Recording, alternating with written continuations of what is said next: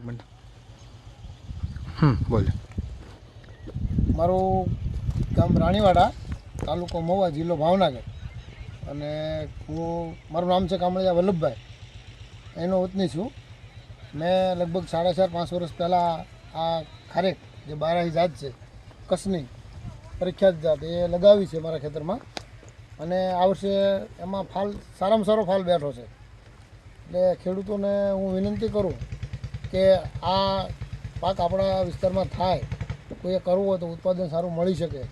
અને આ પાકના અથવા છોડના ઓલા માટે મને ત્રિવેણી કલ્યાણ ફાઉન્ડેશન તરફથી સહાય કરી હતી. સહાય મતલબ મને લાવવા માટે અહીંયા અત્યાર સુધીનું માર્ગદર્શન મને પૂરું પાડ્યું. એટલે એ લોકોની ખૂબ મહેનત હતી અને એ પ્રમાણે મેં માવજત કરી, તો એનું પરિણામ સારામાં સારું પરિણામ મને અત્યારે મળ્યું છે.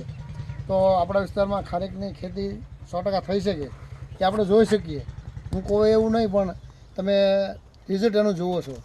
માત્ર 5 વર્ષની નથી થઈ, 4.5 વર્ષે, છતાં પૂરતો ફાલ છે અને ઓરિજિનલ પાક છે. ખાવામાં ખૂબ મીઠાશ, એ મોઢામાં નાખો એટલે પાણી થઈ જાય એવી જાત છે. તો બધા ખેડૂતોને મારે વિનંતી કે આ વસ્તુ આપણે અપનાવીએ અને કાંઈક ખેતીમાં બદલાવ લાવીએ તો આવતી પેઢીને સારું રહેશે. કેટલું એક ઝાડવામાંથી ઉત્પાદન થાય એવું છે? ઉત્પાદન આશરે 70 કિલોથી બહાર થાય પહેલું વર્ષે. 100 થાય તો નક્કી નહીં, પણ 70ની બહાર ખરું. એટલે સારક માણું ખારેક ખરી.